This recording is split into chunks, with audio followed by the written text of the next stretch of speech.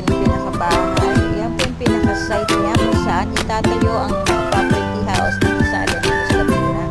Available din po ang bahay na yan sa Tanawan at saka po sa Rizal. Unfortunately, ang Rizal po is totally sold out na, so we're just waiting for another unit na mabubuksan this coming year of 2025.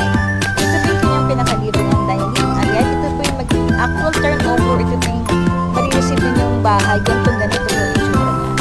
Ito po yung pinaka-countertop ng kitchen niya. Ito po yung toilet and bath niya. Then sa labas po ito yung pinaka-laundry area niyo. Ayan, kitchen area. Ito yung dining. So, akit po tayo sa taas. Actual turnover po ng stairs. Ito is bakal po siya. Made of steel. So, nasa state of mind. I-develop pa yan. Ito yung pinaka-second floor po. Usually sa second floor, maximum 2 to 3 bedrooms po ang pwede nila ilagay dito.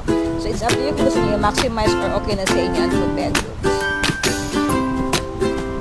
So, ang actual turnover po, ayan, meron po nakikita ng ceiling, meron po dyan ceiling, pero usually, wala po siyang insulation. So, nasa inyo po kung gusto nyo pang lagyan ng insulation para hindi mas mainit. So, actual turnover ng bintana, ganyan po, steel casement po siya. Ayan po ang paligid ng Alaminos. So, napakaganda. Green, maganda ang paligid niya. Ito po ulit si Edna Million, your real estate salesperson, Team Lion from Rias Lamin. Message lang po ako if there are any questions or kung gusto niyo mag-trip sa property na ito. 0917-78